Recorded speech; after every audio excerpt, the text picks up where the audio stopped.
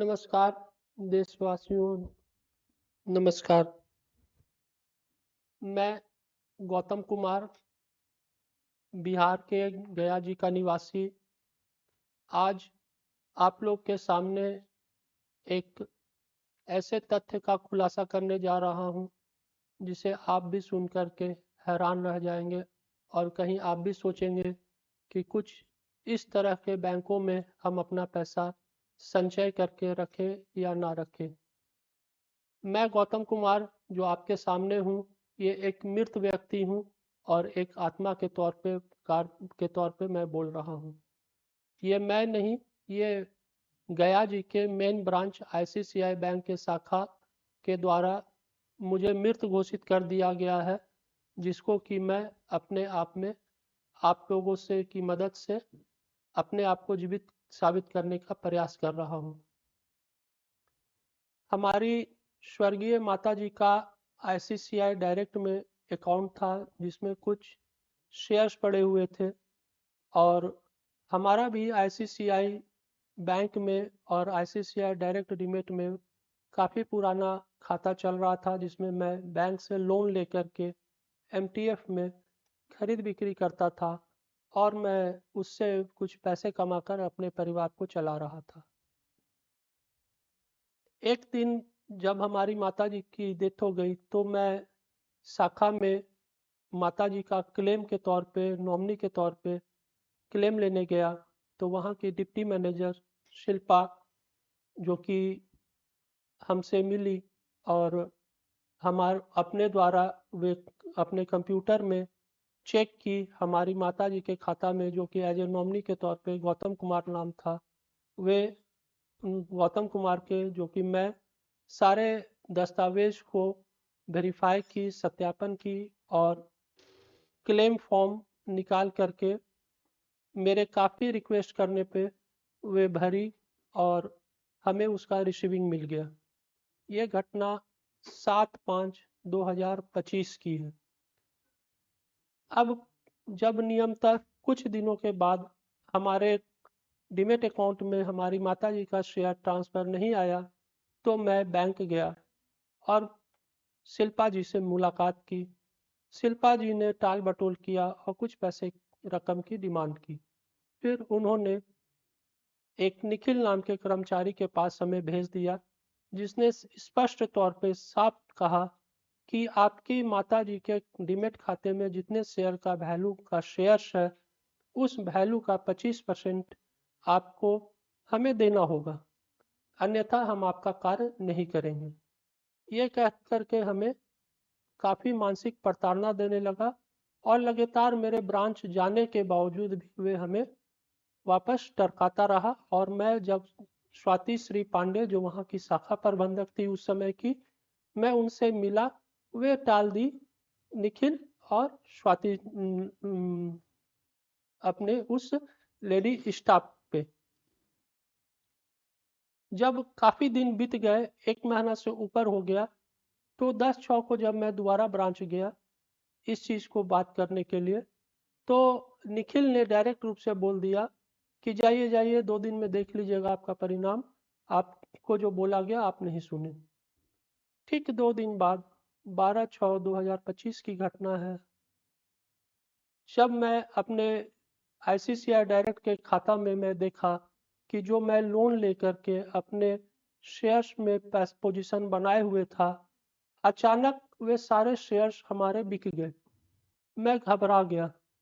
जब मैं customer care में बात किया, तो हमें ये जानकारी दी गई कि बैंक के तरफ से हमें सूचना मिली है कि गौतम कुमार की डेथ हो गई है।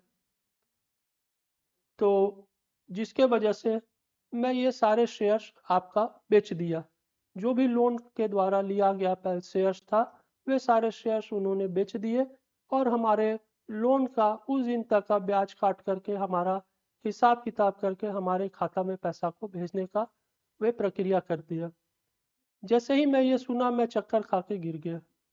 किसी प्रकार मैं उठा और मैं दौड़े भागे, जल्दी जल्दी मैं बैंक गया।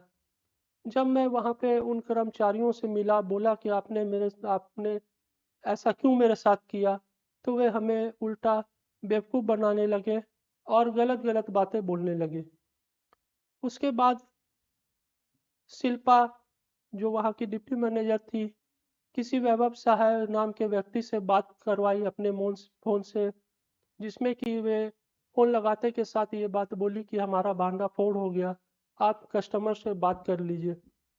जब मैं उनसे बात किया तो उन्होंने भी यही बोला कि जो आपको बोला गया, आप उस बातों का ध्यान नहीं दिए, जिसकी वजह से ये सारे कार्य आपके हुए हैं, इसलिए आगे का परिणाम भी भुगतने के लिए तैयार रहिए। दोस्तों, मैं ये जानना चाहूँगा कि किसी भी वित्तीय संस्थान में जब किसी का डेथ का इंटीमेशन आता है, सूचना आती है, तो उसको कुछ उच्च अधिकारी वेरीफाई करते हैं। उसके बाद ये कार्य को अंजाम दिया जाता है। तो मैं ये जानना चाहूँगा कि हमारे द्वारा जो बैंक में उस समय नॉमिनी के तौर पे जो मैंने दस्तावेज़ दिए, अपना पैन और आधार का फ़ोटोकॉपी, जिसमें मेरे ओरिजिनल दस्तखत थे, वे किस आधार पर, किस डिपार्टमेंट से उन्होंने हमारा डेथ सर्टिफिकेट बनवाया, कैसा वे डेथ सर्टिफिकेट है, कहाँ वे डेथ सर्टिफिकेट है, जो कि आज तक हमें ये ना दिखाया जा रहा है, ना बताया जा रहा है, और किन तथ्यों के आधार पर इन्होंने मुझे मृत घोषित किया, कहाँ पे हमारी मृत्यु हुई, और कौन हमारे अकाउंट का, शेयर का एज ए नॉमिनी क्लेम करने के लिए हमारे खाता में गया। ये सारी चीज़ों को वे आज तक हमसे छुपा रहे हैं। ये हमें नहीं बताया जा रहा है। सिर्फ हमें बोला जा रहा है कि आप मर चुके हैं, हम आपका कुछ नहीं कार्य करेंगे। जब मैं इस चीज़ को लेकर के उच्च अधिकारी, उच्च ऑफिस, जोनल ऑफिस गया, तो वहाँ के अश्विनी नाम के एक स्टाफ ने हमें ये बोल कर के धिक्कार दिया कि चूंकि मैं बिहार का निवासी हूँ, जो कि हिंदी भाषी क्षेत्र है, तो जहाँ पे न्यायालय, उच्च न्यायालय, हर जगह पे हिंदी में पत्राचार होता है, और मैं उसी प्रकार हिंदी में अपना आवेदन लेकर के गया था। तो अश्विनी कुमार ने उस चीज़ को नकार दिया कि मैं आपका ये आवेदन नहीं लूँगा हिंदी में, ये गैर कानूनी है, और ये बोल करके हमारा आवेदन को अस्वीकार कर दिया। फिर मैं उसे वापस स्पीड पोस्ट के माध्यम से जोनल ऑफिस में भेजा, जिसका कि आज दिन तक वे उसका कोई रिप्लाई हमें नहीं मिला है। मैं ये जानना चाहूँगा कि आखिर ये वित्तीय संस्थान आईसीआईसीआई बैंक, अ, जब मैं इनके पास आरटीआई के तहत गया बात करने, तो ये डायरेक्ट बोल दिए कि ये प्राइवेट बैंक आरटीआई के तहत नहीं आता है, तो वे आरटीआई का भी आवेदन लेने से अस्वीकार करती है।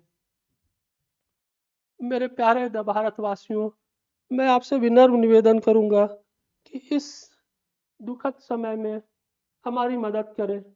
ये गलत तरीके से हमारे सारे शेयर्स को बेचे, हमारा जाली डेथ सर्टिफिकेट कहाँ से बना, किसने बनाया, जो कि आज तक ये हमें ना दिखा रहे हैं, ना बता रहे हैं, और सिर्फ हमें परेशान कर रहे हैं, मानसिक उत्पीड़ना दे रहे हैं और मानसिक दबाव बना रहे हैं। आए दिन एक स्वप्निल नाम का स्टाफ आकर के हमारे ऑफिस में धमकी भी देता है कि केस को बंद कीजिए, अन्यथा अंजाम बुरा होगा।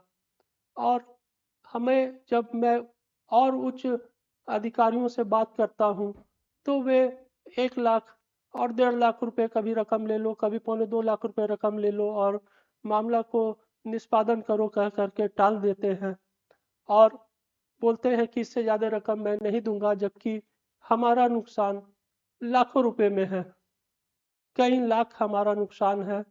चूँकि मैं आप लोग को ये बताना चाहूँगा कि यदि कोई व्यक्ति बैंक से हाउसिंग लोन लेता है, तो बैंक उसके इंस्टॉलमेंट और ब्याज की लेने का हकदार रहती है। समय समय पे अगर वे पैसा नहीं देता है, तो वे बैंक उसके प्रति कोई गलत कदम उठा सकती है।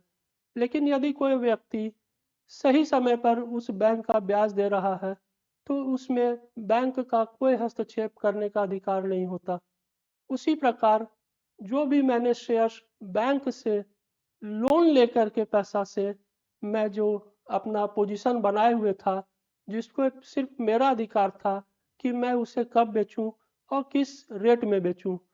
तो उन्होंने गलत जानकारी दे करके जो हमारा सारा शेयर्स, लोन का पैसा का लिया हुआ शेयर्स को बेच दिया, और हमारा सारा ब्याज जो मैंने उस समय तक भरा था वे ब्याज भी रख लिया।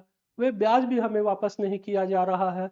साथ ही जो उस दिन पोजीशन को बेचा गया, उस दिन तक का जो हमारा नुकसान लगा, वे सारे चीज़ों को देख करके ये हमारा लॉस काफ़ी बड़ा है।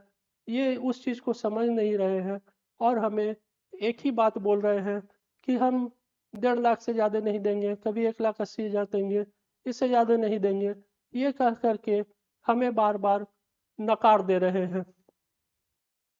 तो दोस्तों, क्या इस तरह की बैंकों में आपका भी अगर पैसा है तो आप भी अपने पैसे के प्रति सावधान हो जाएं, क्योंकि ये घटना सिर्फ आज हमारे साथ हुई है, कल आप लोग के साथ भी घट सकती है।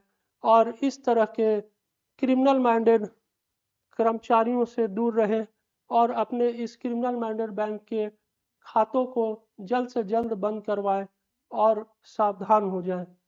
मैं आप सभी से विनम्र निवेदन करूंगा कि इस समय हमें मदद करें और इस वीडियो को ज़्यादा से ज़्यादा शेयर करके हमें उचित न्याय दिलाएं और हमारी मदद करें। धन्यवाद दोस्तों।